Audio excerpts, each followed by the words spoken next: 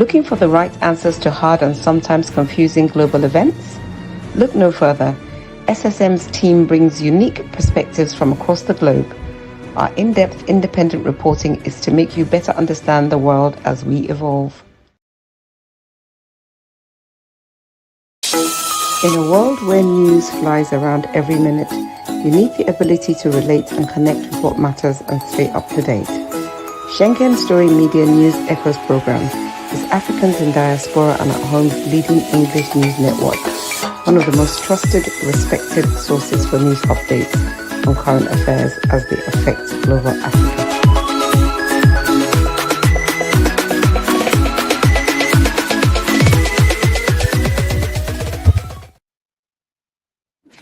Good day, viewers around the world.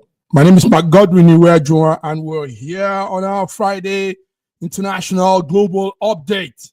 I'm here with my colleagues, my wonderful coordinators from different parts of the world. Joining us from Toronto, Canada is Sir George Chukwu. Sir George, we missed you. How are you, Big George? I am awesome, man. How are you? Good to see you, Massive Mark. Good morning. And viewers from around the world, good morning. Welcome to our Friday International News Show. Just stay tuned and we'll be right back. Yes, we'll be right back, George. We'll be right back.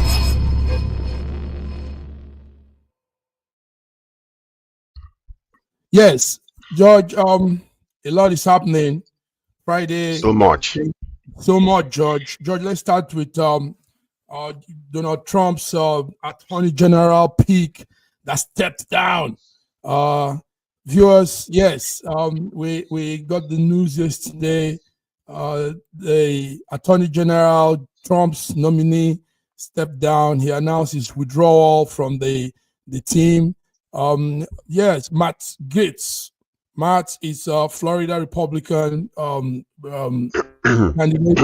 Made the announcement yesterday. What we know on all of this is that Matt has been going through some segments of sorry, I think there's background noise there. Okay, sorry.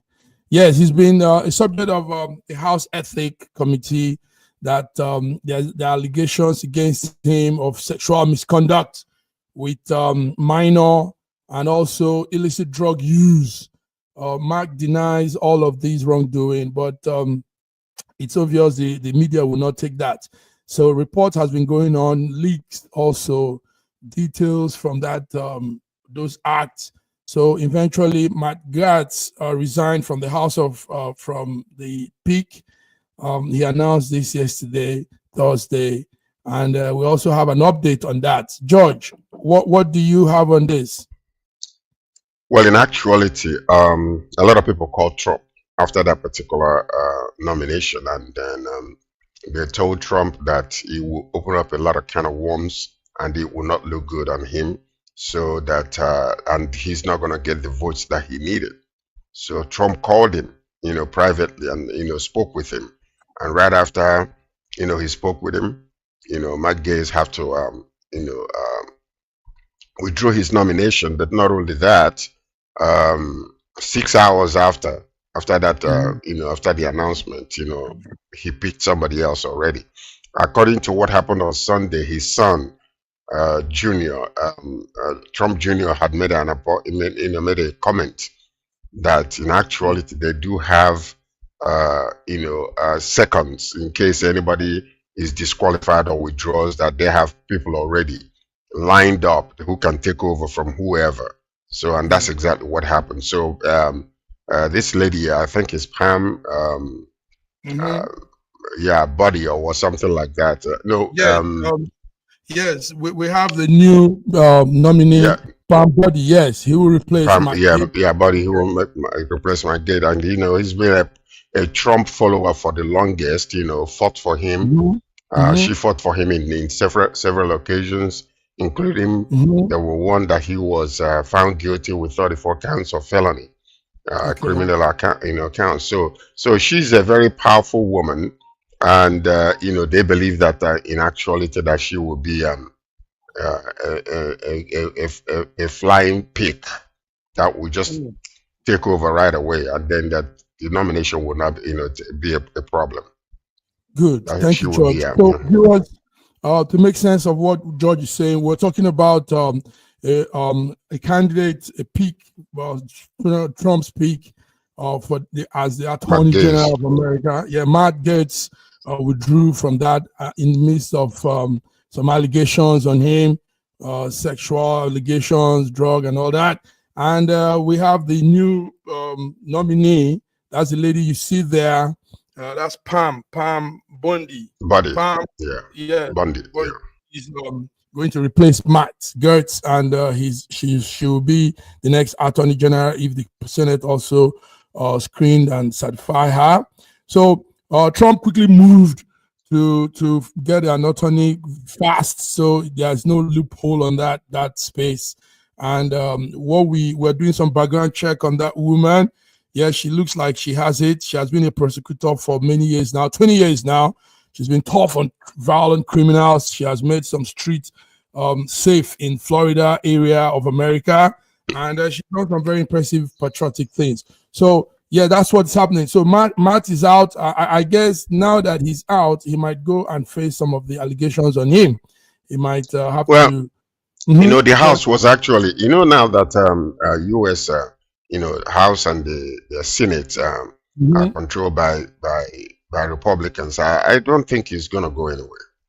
Basically, the only thing that might happen is if they decide to bring this case on, it might linger for a little bit and it might not look good for his image and all that kind of stuff. But as for anything else, now you know. If you don't know, if you don't know, now you know. Now you know. What Trump is doing. Actually, he's surrounding himself with people in different areas. The Attorney General is number one, who is going to clean up a lot of cases, and they're going to listen. Whoever he's picking will listen to him. If Matt Gaetz had gotten there, they would have flushed all the cases. Try to close everything. The only problem is the state cases. The state cases might be a problem because the federal does not control the states. The states can still go after him.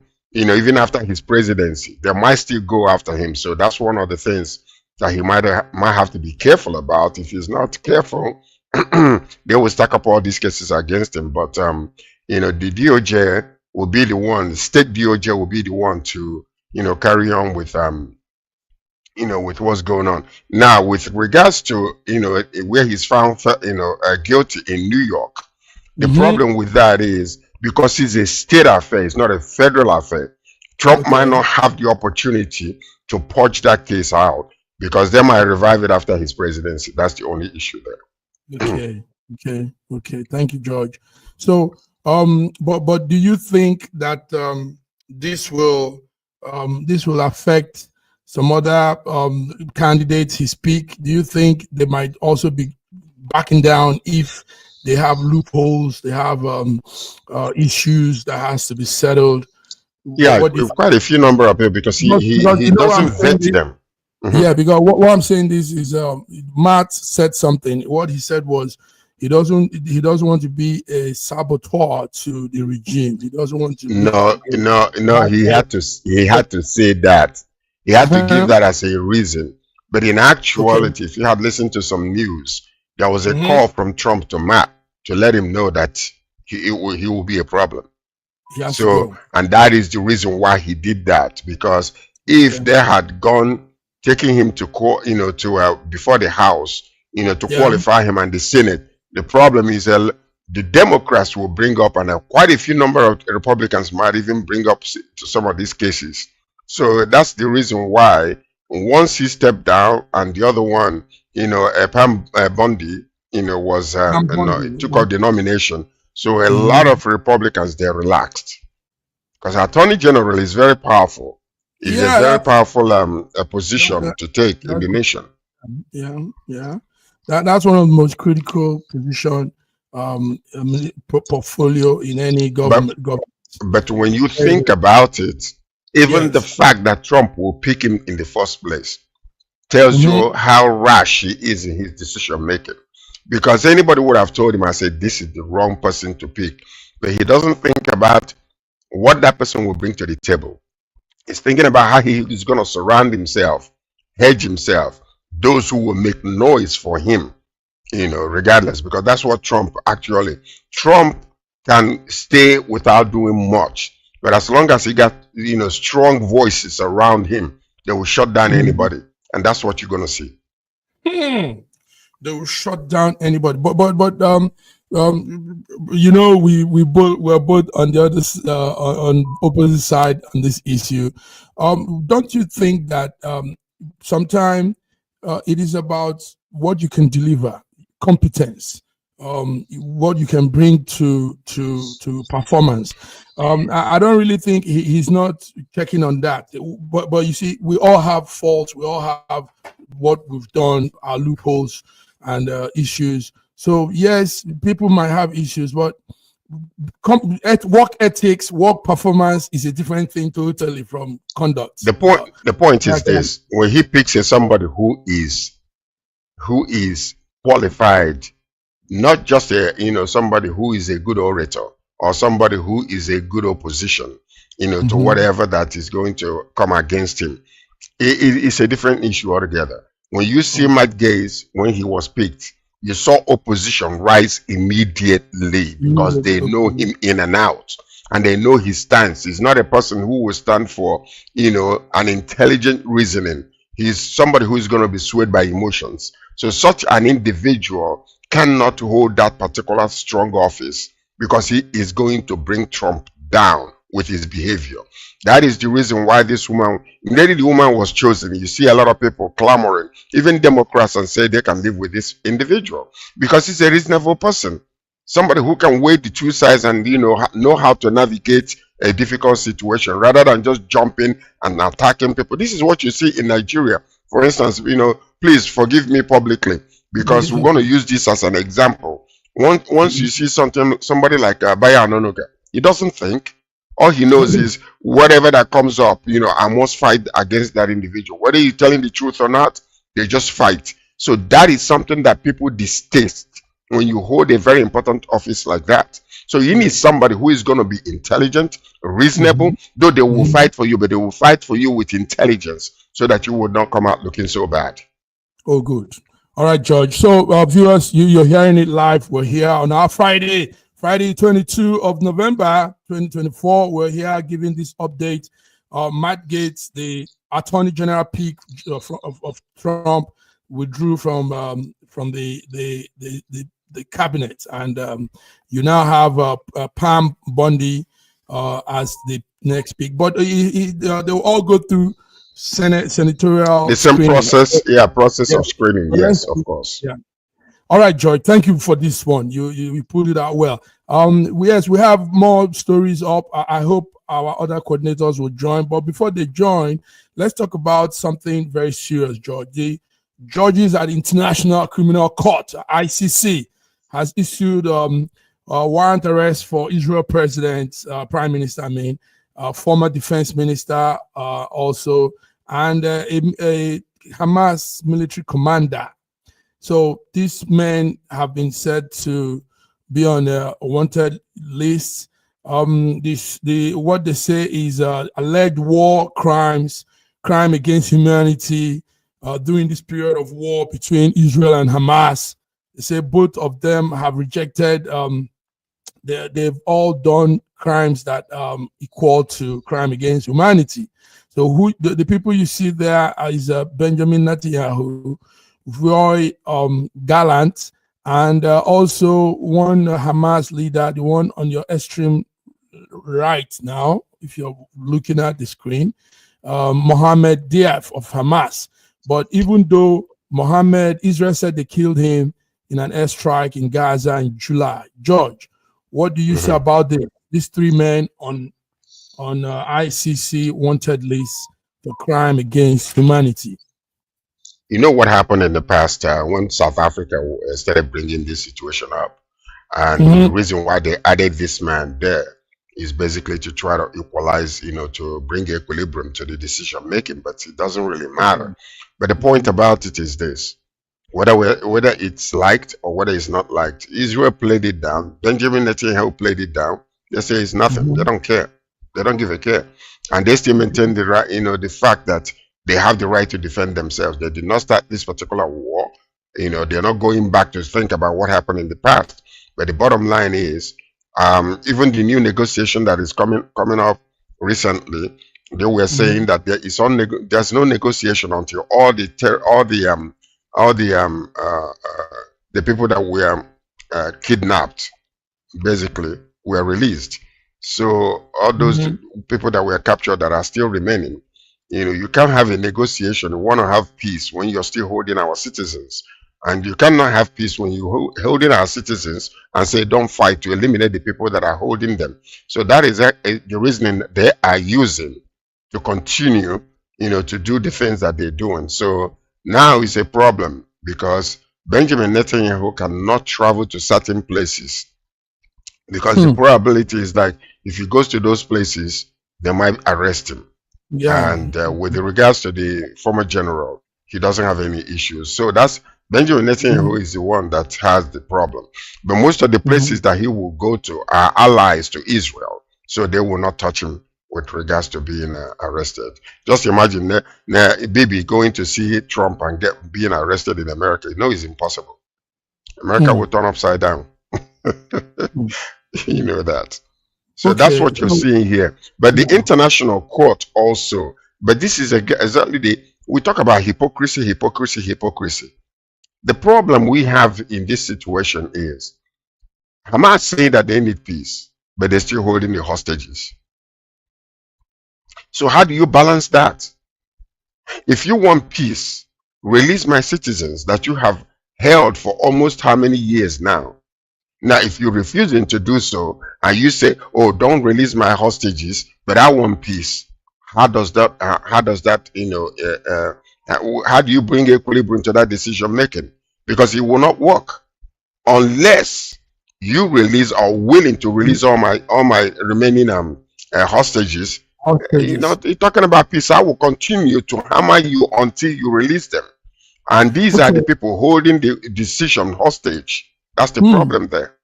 That's the problem there. Well, also, the White House said they rejected that ICC decision. Some European countries are accepting it. Some are also not aligned with it. Some say, yes, Benjamin needs to be held. America has said, no, they don't agree. So I think when America puts their feet down, such a decision might be revoked. But on the truth, George, don't you think also some of those actions by Israel were exaggerated? I mean, a lot of civilians were killed. I think they went overboard. They went overboard. Yeah. They went overboard with their insistence on continuing to sack these people, kill a lot of innocent citizens, children involved, women involved. But when you think about that, we have to be very, very careful in making sure that our reasoning is, balanced. Because number one is, yes, there has been war between both countries, Hamas and all these people. But when you think about what happened and continue to happen, and you're talking about peace, possibility of peace, or let's sit down, let's talk, let's negotiate. Yes, use diplomacy to end the war. But you're holding my people. You killed about 1,200 plus and killed another 7. And we don't know how many of these hostages are still alive today. And there has been a prisoner swap between the two, and yet you are still holding my people. So if you holding my people, my thing is, as a former general and a prime minister of Israel, I will continue to inflict on you. I will hit you where it hurts until you release my people. You might not consider your citizens as important, but I do consider my citizens as important. So if you want to come to the table to negotiate, bring what will make sense to me. Release my people, and then we can talk. Good. Viewers, you're hearing live from George, his opinion on this. The ICC, that's the International Criminal Court, have released a warrant arrest for Israel Prime Minister, Hamas leader, and one Mohammed Deif of Hamas. And Israel, although Israel says they've killed that one, but they still said all of these men should be held accountable for crime against humanity. So, yes, George, but let's see how that plays out, because everybody will say they are defending their people, they are defending their territory, they are, trying to keep to their own part of defense. George, let's come back to your place. Let's come to your place. Then we're going to short break. George, we saw thousands of people rush to the border of U.S. and immigrants from Central America, Mexico, and all of these places running into America, because they say once Trump takes over now, it's a no. The whole place gets blocked. Let's see if studio can play us that thing. Okay, but George, what do you say about that? What's your take on? Well, it's propaganda. That's one. Number two, people are not taking chances because of the kind of decision making that comes from the type of Trump. Trump wants to make sure that the white people who claim back their country, according to him, let us take our country back again. Let us, when the white people are ruling, let us make America great again. Those people, he might have to appease them, because it's one of his campaign promises that he made, that once on the first day that he takes office, he will deport about 11 million. 11 million people. So what you're now seeing is going to cause a whole lot of problem for Mexico, for Canada, and from other neighboring countries. Because some of these people now will now have to, because they know the type of person he is. You remember what happened in the past when children, they put all these people in cages and separated parents from their children. They were like animals. You saw it. You saw it. Although as much as they try to defend it and hide what was going on, many children were separated from their parents, and it took years, even up until now. There are some of these kids that have not been, brought back together with their loved ones. So this is what you are really seeing here, and a lot of them, they're not taking chances. They're running away right now. But the question is getting cold in North America. Where are they going to go? Where are you going to hide?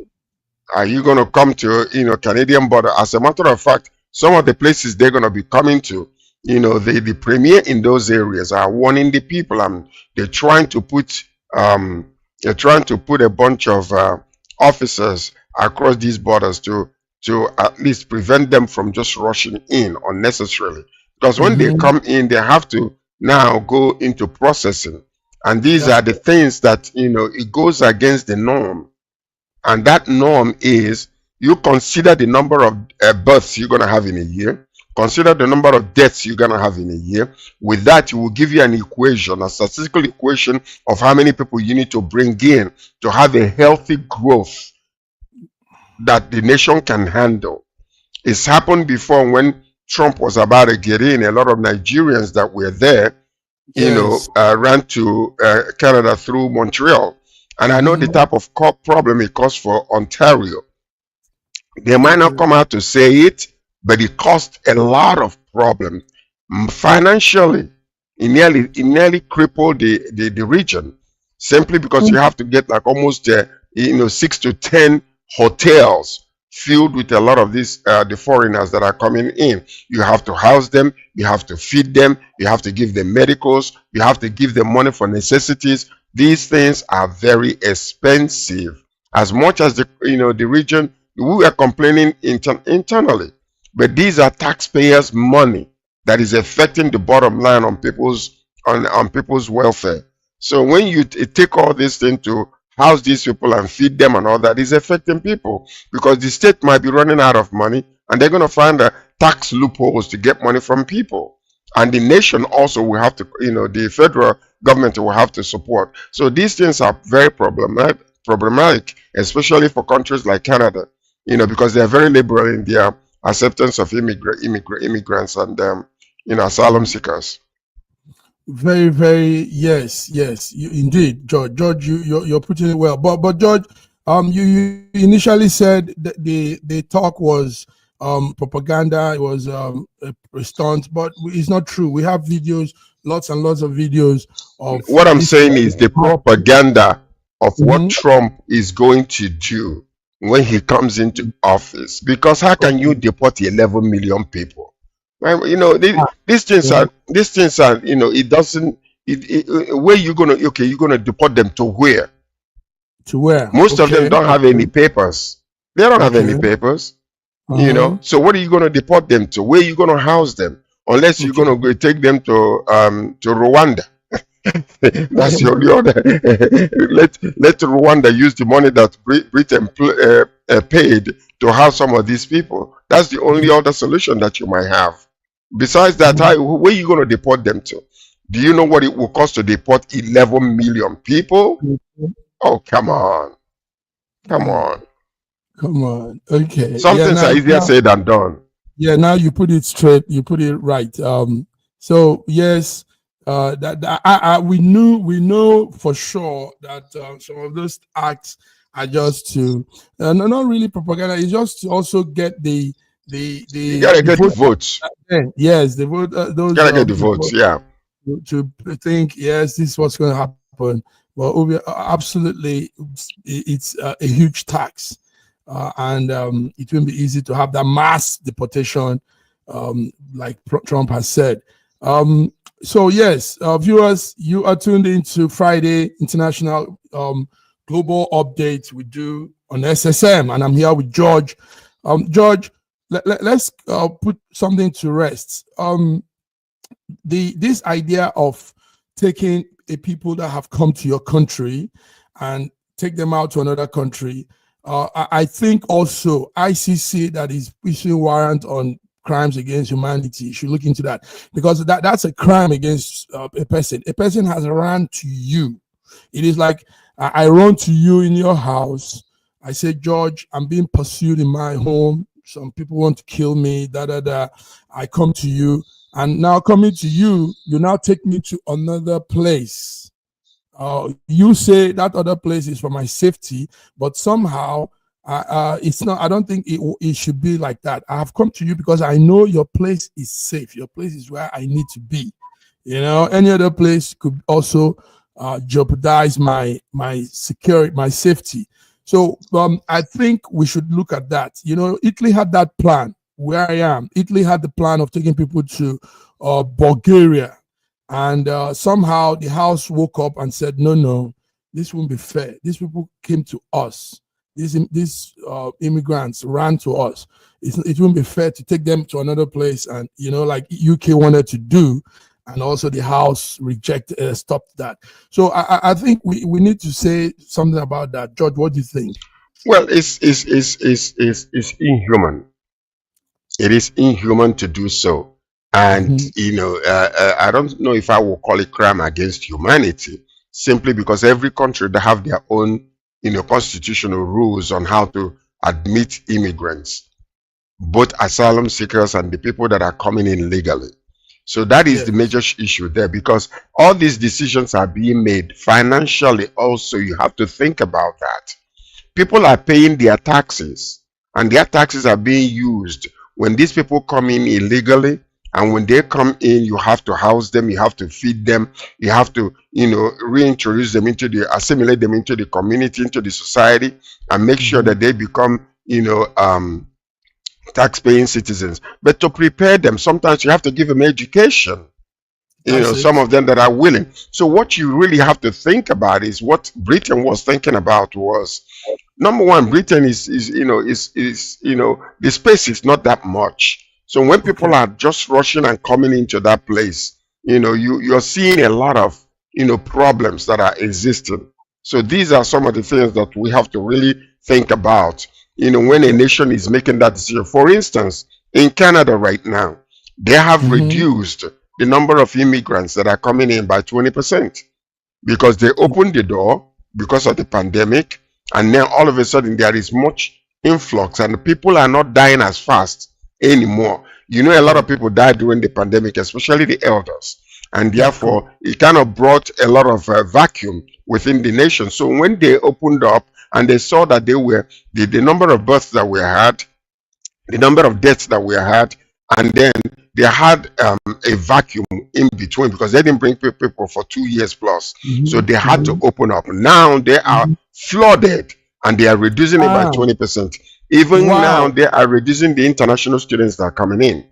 So that's what you're seeing, because it's becoming a heavy burden and a heavy, load for the nation to handle. Because remember, when they are coming in, if you come in as an illegal alien, it becomes an issue. Because number one, you saw what happened with a couple of Nigerians that died here in Ontario because of the cold weather. So when you come in and there are no places, already prepared for your housing, many of them will end up sleeping outside, and many of them, their health is were jeopardized, and death occurred in 2 instances. So these are some of the things that are happening when you have influx like that. It's called illegal immigration. It's called illegal. It's not legal. It's not the way the Constitution or the law allows you to come in to go through the process. But on a lively note, on a jive now, nobody is illegal as long as you're on the surface of the earth. Our Lord Jesus Christ was in a country that was not his birthplace. He didn't have his ID and anything, but that was where he was at the point in time. So it is human beings that have made borders and created limits and all this. And even the Bible says, woe to those that make borders in their place and all that. So nobody's illegal, but we want people to do things in the right way. We have laws, and the laws have to be obeyed and maintained. You have laws. So that's the key there. You might not be illegal, but you have an illegal entry. Okay. Into a country. Let's make a break and come back. Viewers, you're tuned into our Friday International Update, and I'm here with George Chukwu from Toronto, Canada. We'll be back.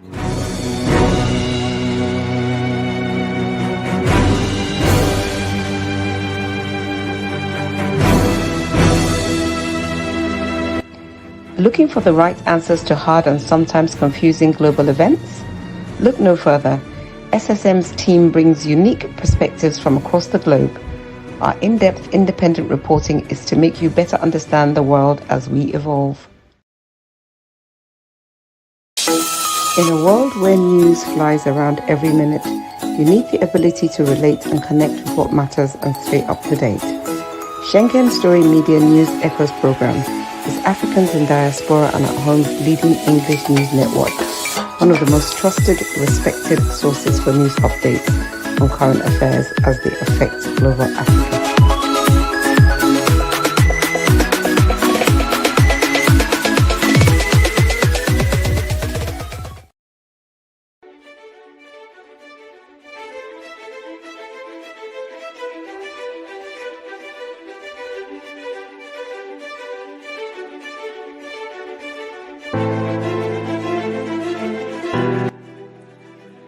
Hi there, I'm Mary Keurig, and I am a businesswoman in the United States, but I'm also the Global Content Vice President for the Sub-Saharan Open University in Nigeria. I could not be prouder to work with Dr. Osita Anamika and his team on helping to create not just entrepreneurs and skill-based talent that will get out into the workforce and make a living for themselves, but also young leaders. And to that end, with this integrity-rich university environment that's accredited now, and it's just an amazing opportunity for anyone there of any age to jump on board and learn, we want to let you know about a new offering that we have. We have a global governance and diplomacy course now provided by a whole team of people that crosses several countries to put together these resources and lots of great information for those of you who might be on the path toward public service and diplomatic service, NGO leadership, that sort of thing. We hope that you will walk through this open door and enjoy.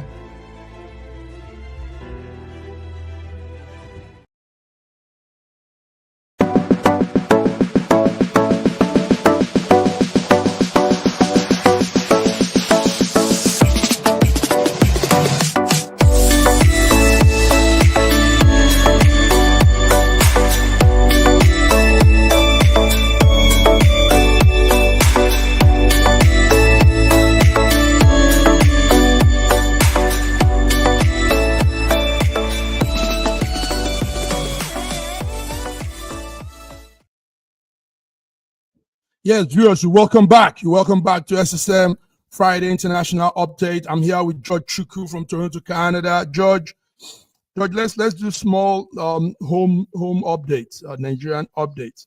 Yesterday, the whole news, Nigerian news homes were reporting that a young man, Simon Ekpa, in the Europe country called Finland, has been arrested.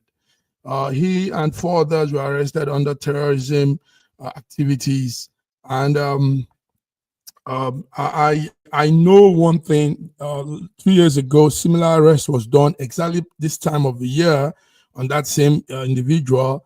And 2 days later, he was released. George, what do you think? What do you say about this situation? Simon Ekpa has been the man behind the IPOB since Kanu has been detained. And we heard he's also behind that sit-at-home order. George, tell us. Simon Ekpa. Well, you see, recently in Anambra State, we saw what happened last week. Actually, this week. This happened this week when they were insisting, people from around the eastern region to sit at home, and a lot of people in Anambra State, Abagan, and some of those towns, villages. Gunmen, unknown gunmen came out and started shouting that there should not be any business going on without, the government releasing Nnamdi Kanu and allowing IPOB to exist. So they started killing a lot of people and burning people's cars. And this is simply because of Simon Ekpa. And then the government of Nigeria has been weak when it comes to this type of situation, because there is an International Terrorist Act that actually can prevent this individual from doing such a thing. And they have linked those many things, to the deaths that took place in the eastern region. And for them to continue to allow him to perpetrate such, crime against humanity per se, and get away with it. So maybe this time, there's one of the generals in Nigeria, a military man, who is calling for his arrest. So maybe this is part of what is going to happen. And then I just saw this morning that there is no repatriation treaty with Finland, Nigerian, so that they can actually have none. So they can bring him back, but he needs to come back. That young man needs to come back to Nigeria and face the law. And they need to do whatever they can to make sure that he does not continue in this vein, because they have cost the states in the eastern region trillions of naira, billions of dollars in business, and a lot of lives have been lost due to this nonsense. So they really need to go to the foundation and then clip it and make sure that it does not continue to happen. Yes, George. So hopefully they'll be able to bring him back. Yes, the federal government doesn't have a treaty with the Finnish government, but as of this morning, federal government is pressing very hard, putting all papers together to extradite the young man. And also there is this online thing by Nigerians online seeking for his extradition. Nigerians have come online. There's a link. There's a website that has a lot of Nigerians signing to it, and they are asking that this self-proclaimed disciple of IPOB leader should be extradited to Nigeria to face criminal charges. So Nigerians are doing that online. Also, the federal government is putting all papers together to see if it can be done. So let's hope that something works out, because he was arrested similar time last 2 years and let loose after a few days. So he's just wreaking havoc, because this sit at home, George. Let's talk about the sit at home in Imo State. George, what's your opinion about that? Sit at home in Imo State, and I call many governors. I call many governors today. I call them, to order, because they have not done what they are supposed to do. These people are so powerful in their own states that they can come together and demand from the federal government that they bring the forces that are supposed to clip this thing clip it, and each one of them, if they are serious, they would have stopped this a long time ago. But because it is helping them, you remember when people are sitting at home, you're not spending a lot of money, for a lot of things. The roads are clear, nobody's going outside. The security agencies are not working, so you're saving money. So my thing is, if they are thinking in that vein, but not thinking about the people's lives and businesses, because a lot of people that you see out there, they live from hand to mouth. They live from hand to mouth, and most of these people that are agitating for this Biafra, whatever the case might be, these are ignorant, uneducated people. And this is also the vacuum that has been created because there are no jobs in the country. If they have jobs, jobs the way they can be paid money, why would they be coming out and doing all these atrocities? And the saddest part of this whole entire thing is that Igbo people are the ones that are doing it to themselves. They are the ones doing it. It's almost like shooting yourself on the foot and crying on at the same time. So, but what I blame the governors, because if the governors are able, if they are serious about this, they would have stopped it. They would have put enough pressure on the federal government, and the federal government would have put enough pressure on Finland that this man must be brought back. And not only that. No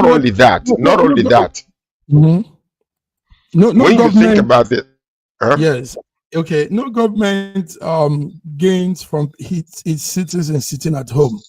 The whatever gain you might think of is minute, is little to what the government gains. Whatever loss they might think they are losing, it's nothing compared to the gain when people are active out there working, paying their taxes, doing business and paying their taxes. There's no gain on the side of the government to see people sit at home. But what is the motivation behind these people not pursuing this case for the how many years now have this sit at home been? How many years? The government have done some efforts. We saw what happened last Monday. Anambra State came out and said people must go to work, do their thing on Monday. Now, and there was the casualty. What they did was brought out some security arm to help enforce people going out, help people do their thing. And what happened to those security forces? Those guys came, the IPOB guys, the unknown gunmen, they fractured this Finland man's people came and killed a lot of them. So in Anambra, we had about 7 security officers killed for nothing, only because they were out there trying to make people go to do their work, get into the activities on Monday. Now, also, last time, Godwin was telling us what loss we lose when we stay home. The tax, for example, the money, what we are doing to ourselves in the Southeast is relegating ourselves backwards while everybody's moving on, because this will also affect us even as the future goes on. We've been sitting at home for almost 2 years now, and I tell you, if we probably would have done 2 times what we've been doing before, now we've done 2 times back of what we've been doing before. George, there is no way you look at this that makes it look good. There is no way, and that is the reason why why Nigeria has kept quiet as a nation is really what baffles me, because they were able to go after Nnamdi Kanu in Kenya, kidnapped him and brought him back. Now, are you trying to tell me that Nigerian government could not, force the Finland government to stop this guy from doing what he's doing when they see the resulting consequences of lives being lost and the economy of a region being stifled and destroyed? Are you telling me that? So now, you have a governor who is the king of his own state, and you have 5 of them sitting and allowing this type of nonsense to go place, and we sitting down and giving excuses. Let me tell you something. Unless they have no backbones, unless they are nothing but subservient to the federal government, if they were strong enough and united enough, they could have put pressure, even from the states, to stop this man from this havoc that he's been causing for the eastern region. So I cannot take any excuses like that anymore. 2 years. Can you imagine that? 2 years. Ndị Igbo si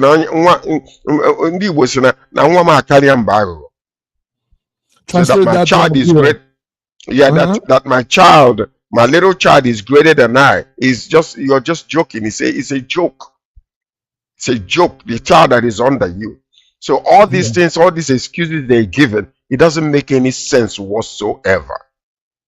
Because you are able to go against anybody else that come against you. But you can't come against this guy because he's causing havoc in the eastern region. That is, if it was the northerners that he's been fueling this thing against, you would have seen the federal government rise up. You would have seen the federal government put pressure on Finland, and they would have brought this guy back, or at least stop him from mandate him from doing this nonsense. But because he's in eastern region, they just, everybody, lying down with their legs up like a dog.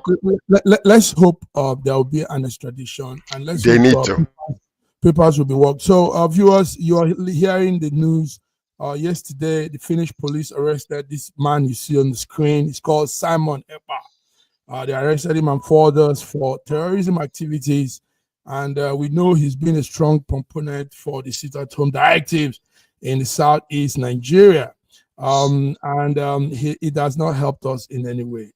No way. Now, these are what you call agents of Satan. Yes. Tell me any intelligent individual can see the kind of nonsense and the kind of human suffering that is taking place and continue to do this, all because of self-interest? No, now. Come on. Enough is enough. They claim to say they are Igbos and they are this, they are that. We say all of those things, but indirectly they don't mean the good progress of the region. They don't have. No, they're not. They don't. They do not. That. So, thank you, George. So that's it. We hope the extradition will work out. The Defense Information Officer, Brigadier Guswa Tuga, have said yesterday. He said they are working on papers to make sure the man is extradited back to Nigeria to face criminal charges. Okay, George. Thank you. George, let's look at some other stories. There is this situation. I would have wanted Godwin to be here, but I think we'll just go on with it. George, the Russia-Ukraine situation is getting out of hand, and we've been seeing videos. In fact, there's a video here. The studio has a video on some of the strikes. So Russia has increased its strike on Ukraine. That's a video of the latest strike. Early this morning, there was a strike in a town, a city called Dnipro. Dnipro had some real hard shots coming in.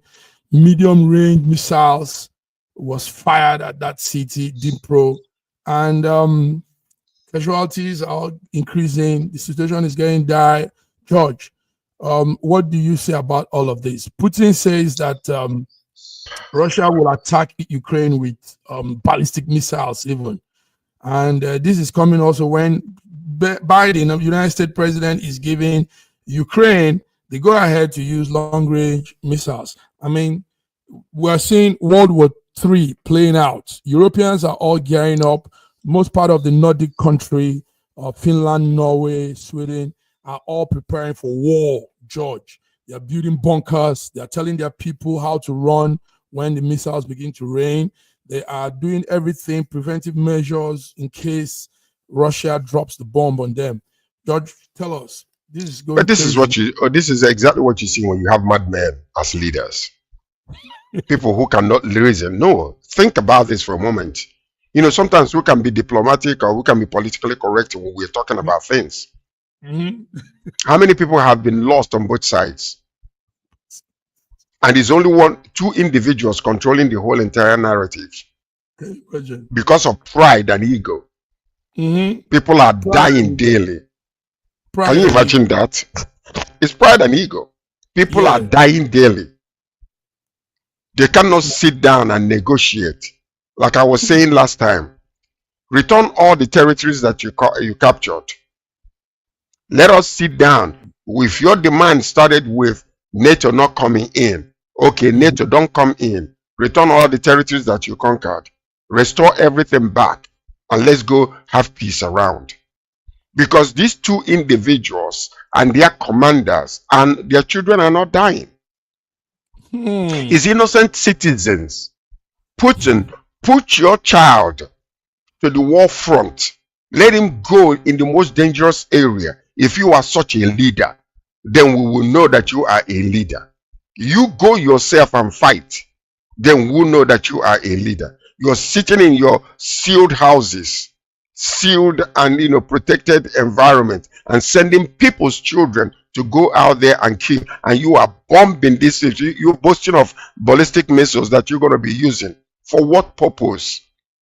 People are dying daily, and you cannot even reason from a compassionate human standpoint to stop this nonsense that is going on. These are nothing but mad people, in leadership. Because if sensible people are there, they would find a way to find peace so that people will stop dying. You're talking about 1.5 million men already dead from one side. And the resulting consequences of this is still dire. So because number one, like we were saying last week, as people are dying, they're bringing North Korea into the equation. And bringing North Korea into the equation is what cost Biden to allow this guy to start fighting, to use those long-range missiles. That's exactly the reason. So Putin now is going to borrow people from North Korea. These are people, they're dealing, bromance that they're having between the two nations. But what is that costing the people? Women are losing their children. Wives are losing their husbands. Children are losing their parents. And they were still here, pontificating over all of this nonsense. It's unintelligent, egomaniacs. That's what I call them. That's what we call them. Okay. George, so, yes, viewers, you are seeing pictures from the attacks, Russia, Putin attacking. In a televised address, Putin yesterday said he's ready to test a hypersonic intermediate range missile on Ukraine, and he's responding also to aggressive actions of NATO countries. UK, Germany, and some of these countries are also adding fuel to the fire, George, and it's we don't know what might happen before the end of this year. Christmas might be a very deadly season with what we're seeing, because like I said before, it takes a real man to say, okay, enough is enough. Yes, these are children clothed in older people's outfits. okay, Children inside, because any intelligent individual will have that human compassion to say, okay, listen, can we sit down and talk? Yeah, let's come back to normalcy. Okay. But as long as there are these egotistical maniacs that are out there calling themselves leaders among us, this is the resulting consequence. This is what you're seeing. It doesn't make any sense. Millions of people are dying daily, and you see the world economy as it is. It doesn't move you to say, okay, can we sit down? Going down. Can we sit down and talk? Let's renegotiate. You're talking about Ukraine and Russia. They were one nation under USSR before. These are brothers and sisters killing one another, all in the name of what? Yes. So all in the name of what? You'll see more pictures, viewers. More pictures coming out from the strikes. Dnipro was really hard hit. Putin, Russia said the troops are also moving. They're firing rockets, and what they said they are doing so far is a test. So if they are doing all these destruction and killings, and they call it a test, then we're in for some real. Well, Putin better be careful too. Himself. Don't forget what happened to Germany. Because when you're boasting about your own capabilities and capacity, to bring out ballistic missiles, do not forget that other countries have the same. And when they begin to be affected by what you are doing, they might want to retaliate. So let's reason with one another and bring peace on the world. It's bad enough as it is. We don't want this nonsense. We don't want this nonsense. So, yes, that's it. And like we said, Europe is also gearing up. A lot of European countries are building bunkers.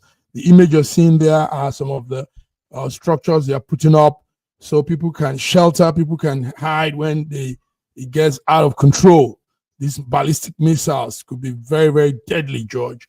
So we just, George, you're saying it very well. We want peace. We want everybody to leave ego, pride, and all of those things that makes them do this, and say, okay, come, let's sit down and talk. Let's reason together, like God will say, and that's what we want. Let's reason together. Let them reason together. Let them figure things out and stop this killing, because it's just the innocent ones that are dying from all of this. That's it. Innocent people are just the casualties. George, give us anything you want to say. Is there anything you want to add? We forgot to do a news on it's business news actually. Rwanda that has stopped a business contract they would have had with an Indian company, because that company has been indicted in America for fraud and some things. The Indian Adini group that was pulled out of an award contract for the main airport of Rwanda. Rwanda's airport would have been built by that company, but they've pulled out because they said America is indicting them for bribes and everything. So apart from that, George, do you have anything you want to crop it up with? Let's leave the stage. Well, no, I just want to wish everyone a wonderful weekend, and stay safe out there, and then do your business and continue to pray for this world, because tell you, things are happening around the world. Pray, because the world, God gave us this world to manage, but we have been doing a bad job in managing the world. So we ought to try to look in the same direction together rather than looking at each other. Let's collaborate. Let's have harmony among each other. Let's get along. Let's reason together. Think about be a lover of your neighbor. That's what we are clamoring for. Be a lover of your neighbor. Because if Russia has been a lover of Ukraine as their neighbor, as their brother, we will not see all this nonsense. Maybe it's because of these satanic, demonic activities that are going on in people's lives. We go out there, kill people, do all kinds of atrocious things, and then we call it that we're living a life. That's not living. Let's love one another. Let's help one another. We have been given the mandate the mandate has been given to us to control the world, and we can reason with one another and make it a better place to live in. It's bad enough. The weather, the climate changes, and everything is happening all over. And yet we are the ones causing all the atrocities and the mess that is happening. We need to really do better than what we have done with this world as it is. Honestly. George, salient points and great words there. Thank you, Sir George. All right, viewers, this is it. We've come through 22 of November 2024. This ends the week podcast. We see you next week, Monday, Between the Lines. Until then, have a beautiful week. George and I have been here, and we hope you had a wonderful time. God bless you. Have a great weekend, y'all. Till we come again. Bye-bye.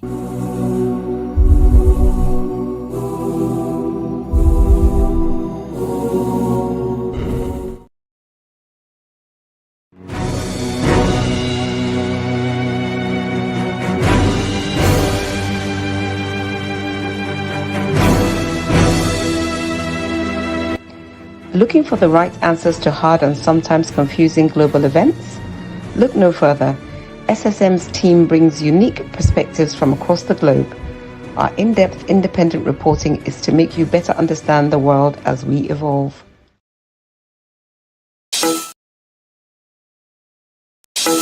In a world where news flies around every minute, you need the ability to relate and connect with what matters and stay up to date. Schengen Story Media News Echoes program is Africans in Diaspora and at Home's leading English news network, one of the most trusted, respected sources for news updates on current affairs as they affect global Africa.